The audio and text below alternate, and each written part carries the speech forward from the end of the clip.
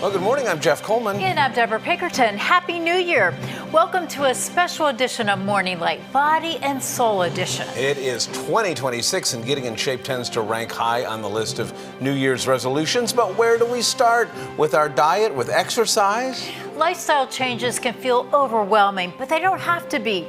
Earlier, I spoke with Dr. Richard Rayner with Aspire Health to give us some practical tips on where to start. Dr. Rayner, thanks for being with us. Thanks for having me. It's 2026, a new year, a new you. Let's talk about exercise.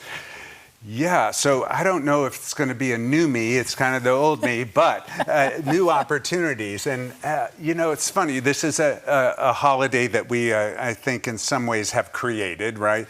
And it's just the next day. However, it is a great time for us to do a little bit of an inventory. What have we done this past year and what's coming up? And exercise is a thing that always comes up. And I think it is a really good time to say, hey, what have I done, or what was I hoping to do this past year? Did that happen? And if not, how can I make a plan for the coming year? And why is exercise so important, especially as we age? Exercise, I like to joke that whatever the question is in medicine, exercise is always part of the answer. And why I say that is that we can prove that there are benefits to our bodies from our head to our toes. So emotionally, or even clarity in thinking, we know it helps that. Of course, we know it helps the heart. When we stress the heart, then in its resting time, it does better. Breathing, even our gastrointestinal tract improves when we exercise routinely. And of course, the muscles, that's pretty obvious. The scale, is another place where we see the positives. But even microscopically, things are happening that we can't measure on a day-to-day basis, but it's actually helping to fight the things that cause cancer, fight the things that cause heart disease. How can we get started? Well, again, assessing where am I at? You know, have I done anything this year? What's my physical capacity right now? And then talk to my doctor, what are the things that I should be careful of, and what have I done in the past? And that might actually lead us to have more expectations than what we should. So if I was a wrestler or a cross-country star in high school and I'm now 50 years old, you know, we can't start at the same place. And that can be a real challenge. So I suggest to people, whatever you think you should be able to do, especially if you're a little on the older side, start with half. You know, you're not training for the Olympics. If it takes you, if it ends up being very easy, so what? You can do a little bit more the next time. Start low and go slow. And it's something that you can do while you're just watching TV, listening to the radio, even making dinner. Yeah, these days, you know, we have lots of options, right? So treadmills, some of them have TVs right on them. We can place it in front of the television that we have. You know, we have different hearing assistants that we can go out for a walk and, you know, listen to music or a podcast or something like that. Making dinner is going to be a little bit more of a challenge, other than, you know, don't be afraid to go up and down the steps to the pantry if you need to. That is true. Yeah. What does the Bible say about exercise? Again, not a lot that I can see directly. It's more tangential. So we're told that we should use our gifts that God has given to us, including our bodies, well. We are told that exercise has some benefit, but that's always used in conjunction with then so much more spiritually. But I think it's just a good example of, in our culture where so many of us do not have to use our bodies extensively for our work, that this kind of, it gives us sort of an excuse to do that, and with obvious benefits. Yeah, for sure.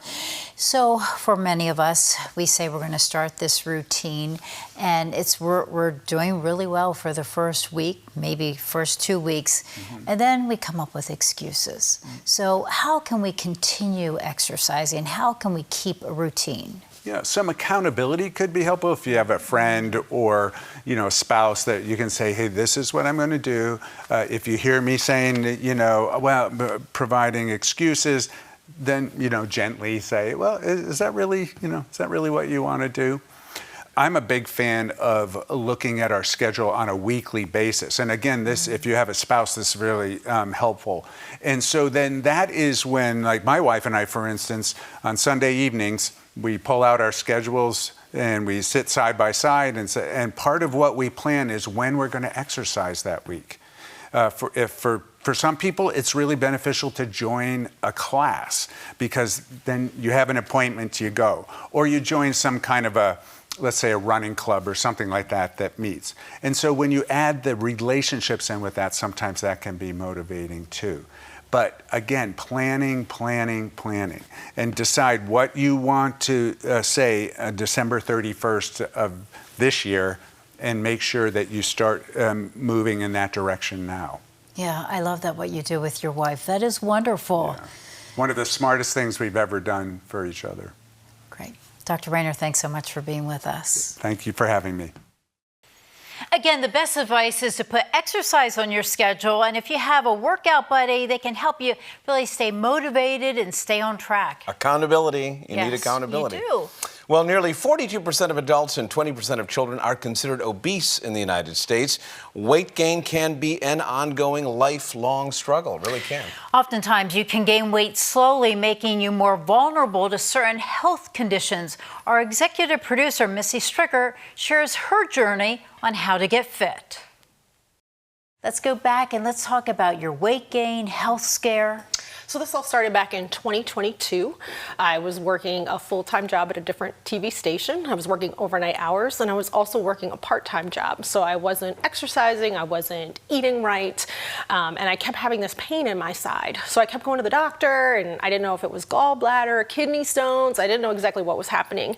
And she just kept saying, why are you putting on all this weight? This is part of the issue.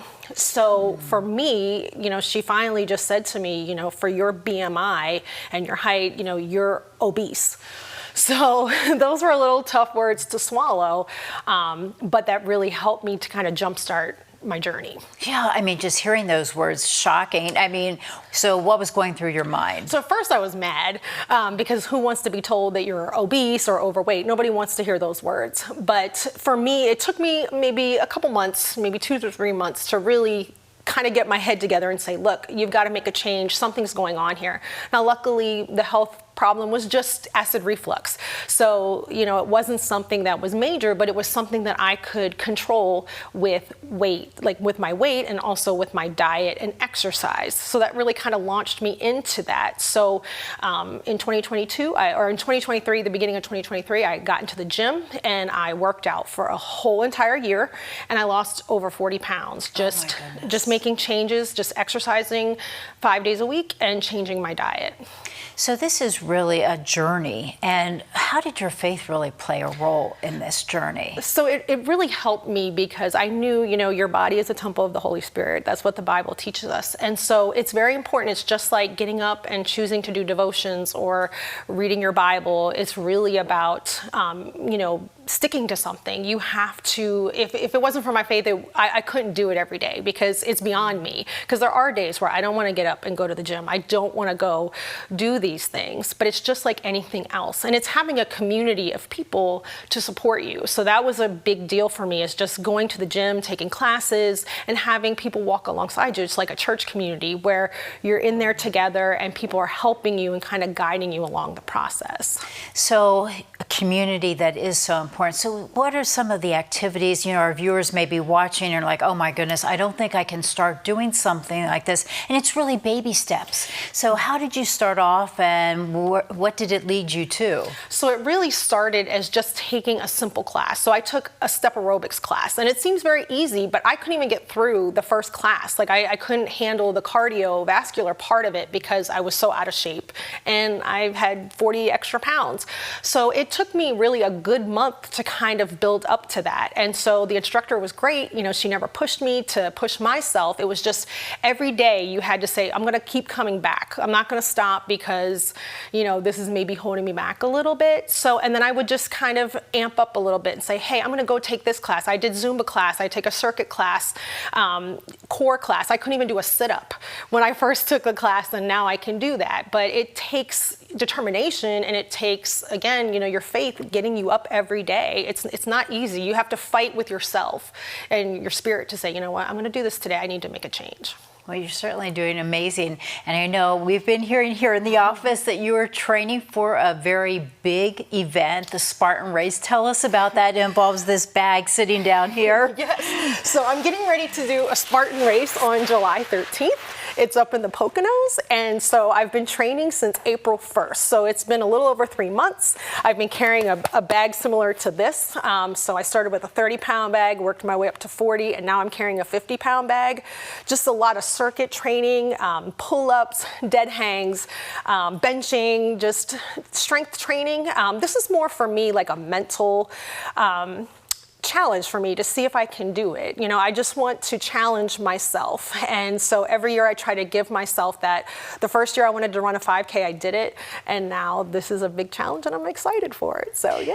Yeah, and this is certainly a big challenge. And I know that we are all praying for you. I mean, we've been counting the days down right along with you, and you certainly have been working very hard to do this. So once again, we'll be praying for you for this big event. Yes, I'm excited.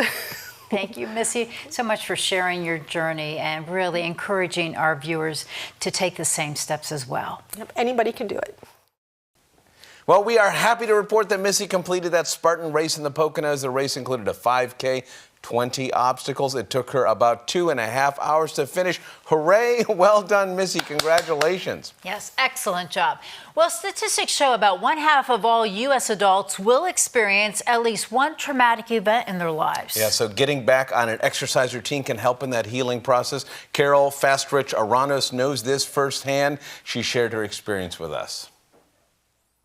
Carol, we're here at Seabrook Park, and this park holds a lot of memories. Share that with us. Yes.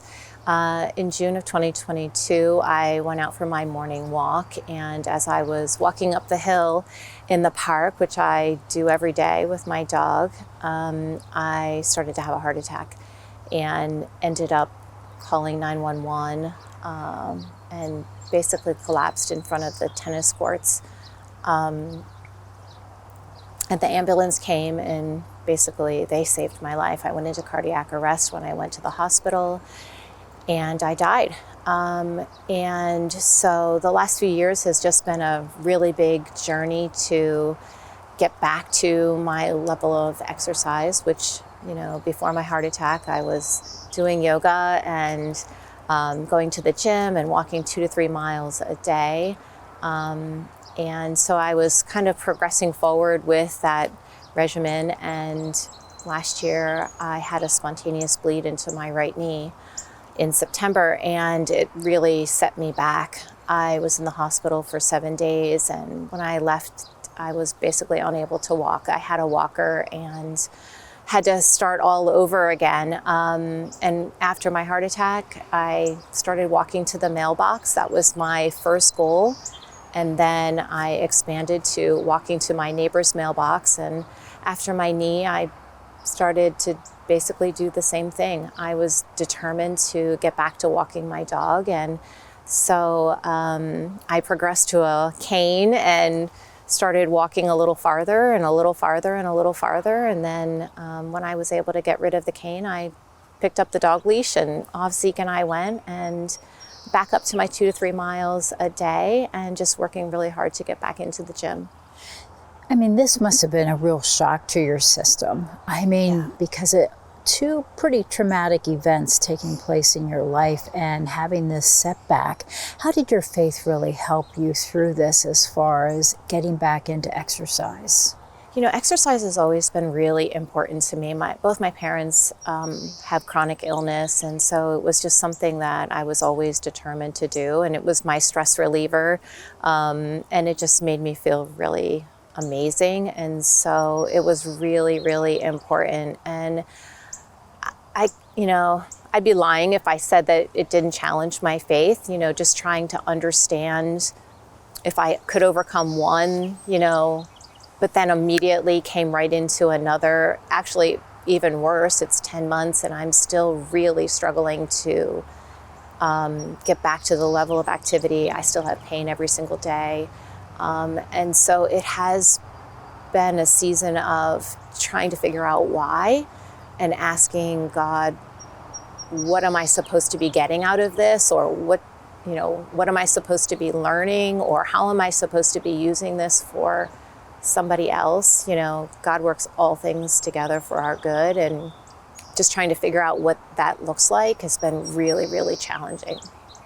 And so for you, it's just little steps every day. And those are like huge victories. Yes, especially after my knee, I literally could barely walk up one step to get into my house. It was really devastating. I was devastated, especially because I had made such great strides after my heart attack. So yeah, you always wonder why, but then you turn around and just trust the Lord and just say, okay, where am I supposed to go with this? And I'm sure you are setting an example for others by sharing your journey. Yeah, I really just hope to inspire people not only to take control of their health and to be determined to exercise so that they can live a strong, healthy life, but, also that, that they lean into God instead of pulling away from God when they're challenged, especially in areas that are really important to them, the way exercise is important to me. Yeah, that is certainly a wonderful message. Carol, thank you so much for sharing your journey with us. Yeah, thank you. Well, Dr. Richard Rayner with Aspire Health, who you heard from earlier in the show, shared some tips on how to exercise after a traumatic health event. You always talk with your doctor before starting any exercise routine. Start small, gradually build up to harder workouts so you do not get hurt. Debra, I don't want you to get hurt. Yeah, I don't want you to get hurt either, but it's important to exercise. It is. That's right. Have a plan. Well, still to come on this special edition of Morning Light, Body and Soul Edition. There are so many activities to get you moving, so we traveled to the Friendship YMCA in Central Pennsylvania to get some ideas. And we're going to introduce you to 2 popular exercises that people of all ages can do. Get ready for it. You're watching Morning Light right here on Lighthouse TV.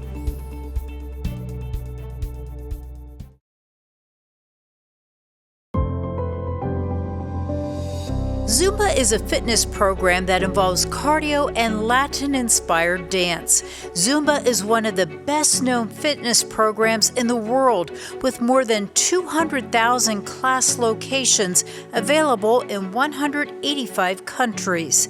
The high-energy dance class helps improve cardiovascular fitness while enhancing balance, coordination, agility, and strength. Zumba has remained popular because people of any fitness level and age can burn calories and get fit.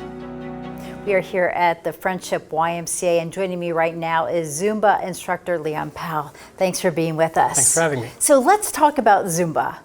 Zumba is a Latin-based fitness class. It started in Latin America. It incorporates all different kinds of music from all over the world, all different types, and it's a great time to have. It seems really like a party atmosphere. There's a lot of fun music, and it makes you want to dance and move. That's one of the major components of Zumba is the music and the party atmosphere. It kind of makes the time fly by when you're doing it, and it doesn't really feel like a workout. Yeah, that's when I was watching the class, you're right, because you're just moving to the music and you really don't realize that you're actually doing things to improve your health. Let's talk about how it does improve your health. It's a great way to improve your health. Zumba is a full body workout that incorporates all portions of your body, your legs, your core, your shoulders, your arms, and it also helps with muscle toning and cardio health.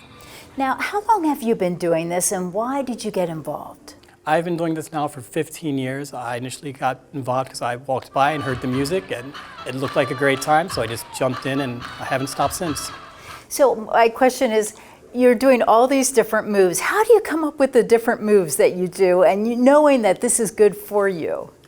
Zumba, when you become a Zumba instructor, you join something called the Zumba Instructor Network, and they provide you with the choreography, and you can also go out and make your own choreography. And for people watching, and they may say, wow, this looks a little complicated. I don't know if I can do that. But you said there are 4 basic steps? Yes, there's 4 basic core steps in Zumba that you should be doing in every class. A merengue, a salsa, a cumbia, and a reggaeton. These 4 steps have basic breakdowns that are easy to pick up. And once you have those down, you can pretty much go to any class you want and be moving like a pro. Okay, that's good to know. Now, here at the Friendship Y, you also offer something that's unique, it seems, Zumba Gold class. Tell us about that. Zumba Gold class are geared more towards older individuals or people who haven't taken a class yet or probably have some mobility issues. The choreo is toned down a little bit, the tempo is a little slower, so it's a lot easier on your joints, but you still get a great cardio workout. So there's really something for everyone. And also the Aqua Zumba. That seems like that would be interesting. It's really another great workout, but this one's based in the water, so you get the added resistance of the water, and this one's a lot easier on your joints. So it's probably good too when you're exercising, you're in water, so you're not probably sweating as much too. Right, the water's gonna help keep you cooled down. So for our people who are watching at home and saying, oh my goodness, I don't think I can do something like this, what are some things that I can do just at home, maybe just listening to music, that will be an easy way to get involved with Zumba? Well, just starting to move to music is a great way to get started. You can go online and look up videos for how to do the basic moves. And once you have those down, you can make your way to a class and start moving. Thank you so much for sharing this with us, and it makes me feel like I need to go take a Zumba class. There's a spot waiting for you in class. Great. For the third year in a row, pickleball is the fastest growing sport in America. According to the Sports and Fitness Industry Association, more than 2.3 million people play pickleball. The age group with the most participants is 25 to 34. We continue our body and soul segment here at the Friendship YMCA, where pickleball is offered. This sport helps to bring people together of all ages. Joining me right now to talk more about this sport is fitness specialist and personal trainer Kyle Krimmel. Thanks so much for being with us. Yes, thank you. Thanks for having me. So talk to us about pickleball. Some of our viewers may say, pickleball, what does that involve pickles? What is pickleball? So pickleball is like, it's a hybrid of tennis, ping pong, and badminton. It's a smaller version of tennis, a larger version of ping pong. It is played using a solid racket or paddle, like I have in my hand here, perforated ball, wiffle ball, and the object of the game is it is a 2 versus 2 game, also can be played 1 versus 1, and you serve the ball over the net. And if the opposing team fails to return the ball, you score a point. And now the point system, that can be based on how long you want your game to be, 7, 11, or 21. But typically played indoors or outdoors. You can do both. So, and it's not as heavy as a tennis racket or a tennis ball. Not as heavy as a tennis racket, correct, and not as heavy as a tennis ball. It is more of like a wiffle ball. Yeah. So what are some of the benefits? Some of the benefits are, of course, it helps you stay active. You're on your feet, you're moving side to side, working your hips, elevating your heart rate, breaking a sweat, and just very good just for the bones and for the muscles, and just getting out there consistently to play. You can see some health benefits of pickleball. Combining that with things like walking too is a great comparison too. And you instruct this sport here. Tell us, why do you like playing pickleball? I like it because, personally, I do a lot of difficult, like boot camp style workouts or some weight training. And it is a fun outdoor game for me for a little bit of active recovery, even if my muscles are sore, but also to get some cardio and lower body work in. A lot of court coverage, running side to side.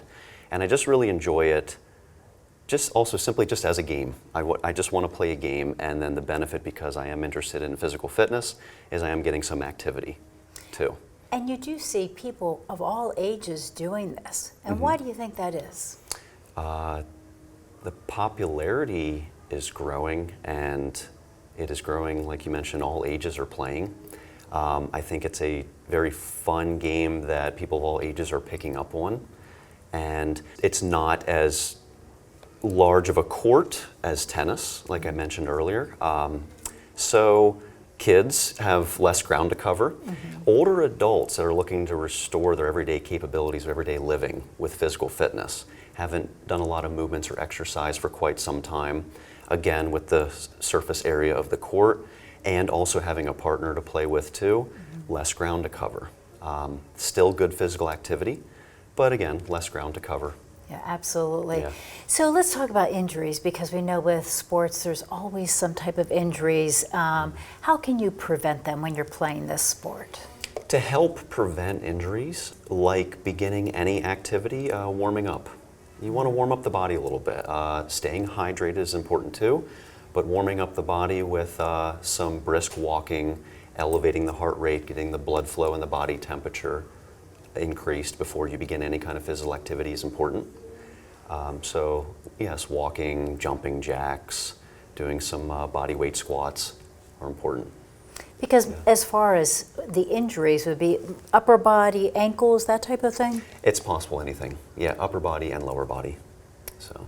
But overall, this is a good sport to learn. Good sport to learn, absolutely. Great sport to learn, and I really focus on people that have not worked out in a while. Great place to start. And also just to build friendship along the way. As it gets more popular, more people are playing. You get yourself out there to get more active and make some friends while you're playing too. Absolutely. Thank you so much, Kyle. Absolutely, you're welcome. And stay with us. We will be right back.